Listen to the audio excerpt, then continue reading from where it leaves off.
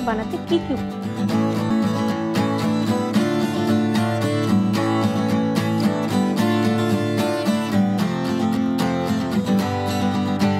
এখন আমি রান্নায় চলে যাই। প্রথমে আমি নেব একটু বাটার।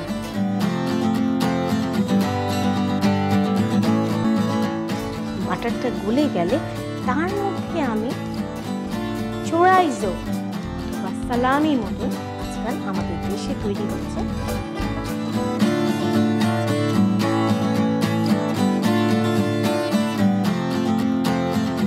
চোরাইজোটাকে আমি একটু ভাজা ভাজা করে দেব।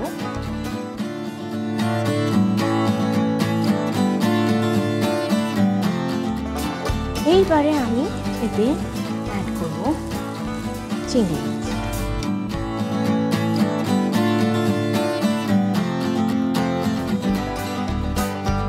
চিংড়ি মাছ খুব বেশি ভাজতে হবে না, একটু কমলা রং ধরে আসলেই হবে। তার মধ্যে আমি দেব কিউব করে কাটা পেঁয়াজ আর স্প্রিং অনিয়ন।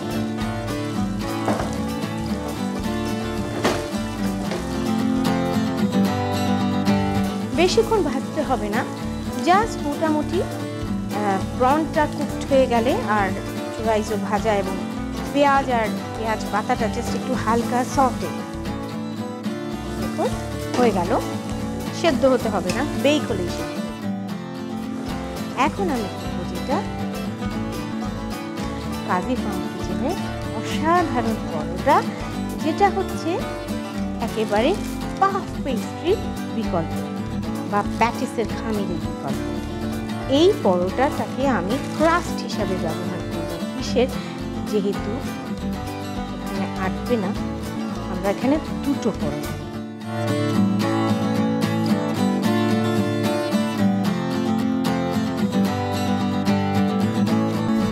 এবার আমি এটাকে পায়ের শেপে ধারগুলোকে এইভাবে নকশা করে করে দিচ্ছি।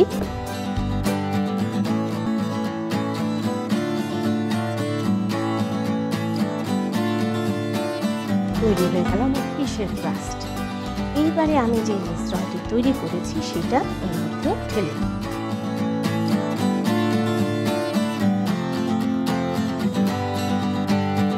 এইভাবে এতে মিশিয়ে দেব।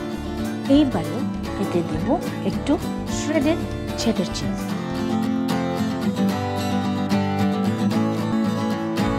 আরেকটু মিশ্রণ তৈরি করব। হাফ কাপ দুধ, 1/4 কাপ ক্রিম,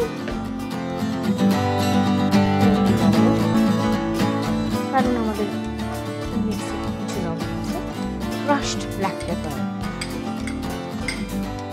আর নেব একটি কাজী ফার্ম কিচেনের ফ্রেশ এগ। সুন্দরভাবে এটা কেটে নিলাম। এখন আস্তে করে এর মধ্যে আমি ঢেলে দেব।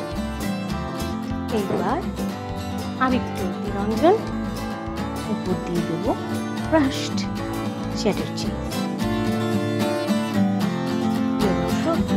আগে থেকে ওভেন 200 ডিগ্রিতে গরম দিয়ে রেখেছি।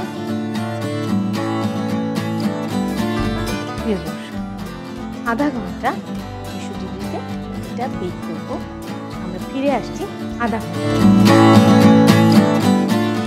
হয়ে গেল 30 মিনিট। তাহলে আমরা এখন দেখি কি অবস্থা। দেখছেন তো তৈরি হয়ে গেল মজাদার ফিশ লরেইন। হ্যাঁ, কাজী ফার্ম কিচেনের পরোটা আর ফ্রেশ এগস দিয়ে সবাই এখন বাজার থেকে কাজী ফার্ম কিচেনের পরোটা ডিম এনে বানিয়ে ফেলুন ঝটপট ফিশ লরেইন। সবাই আনন্দ করে এই কামনা করে শেষ